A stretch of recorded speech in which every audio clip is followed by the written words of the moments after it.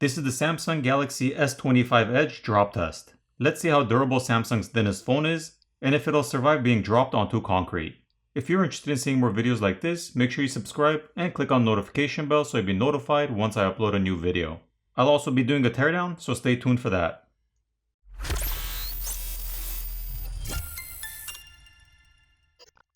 For the first drop, I'll be dropping it on the screen from head height onto concrete.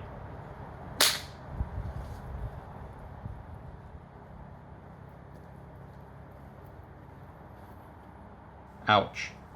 That doesn't look good at all. We can see cracks on the front glass. However, the screen power is on and works fine without any issues.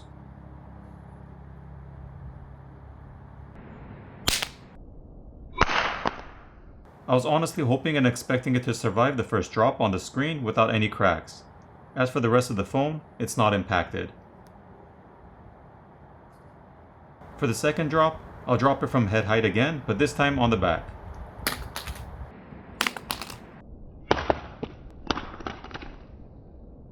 Well, that didn't exactly land flat on the back, and instead primarily hit the back corner of the frame.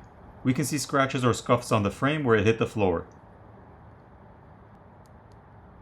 The screen power is on and works, and there are no issues with functionality.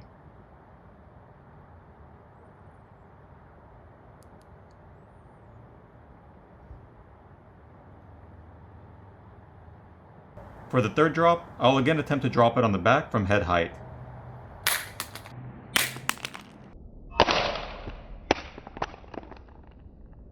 This time it landed pretty flat on the back, and we do see cracks on the back corner of the glass. There are also some scrapes on the camera bezel, however the camera lens is intact and not cracked.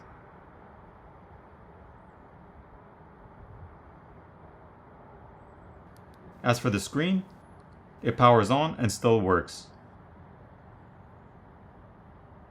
Now onto the fourth and final drop. I'll attempt to drop it on its side from waist height.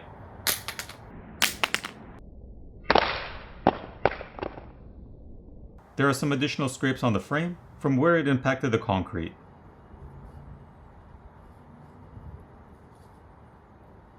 Screen power is on and works fine.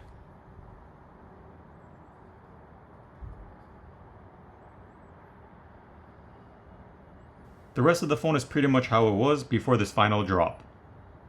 For the fact being it's a thinner and lighter phone, I was expecting it to do as well as the S25 Ultra drop test I did, if not better. It is a flat phone and not curved, so I really wasn't expecting the glass on the screen to crack on the first drop. By the way, it's using Gorilla Glass Ceramic 2 on the front and Victus 2 on the back.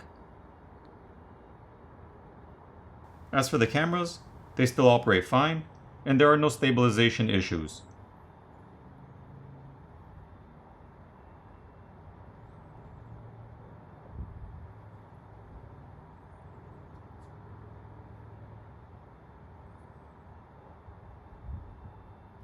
Overall, I had higher hopes on the outcome of these drops, but at least the cracks aren't extremely bad, and you can barely even feel them when you're running your finger over them. So it's not like you'd need to worry about it cutting your finger. The S25 Ultra is thicker and heavier, and it handled better on my drop test. I'll link it to this video for anyone interested in comparing or seeing the results. Don't forget, I'll be doing a disassembly of the phone, so if you want to see the teardown, make sure you're subscribed and have notifications enabled, so you'll be notified once I upload that video. With that being said, I'll see you in the next one.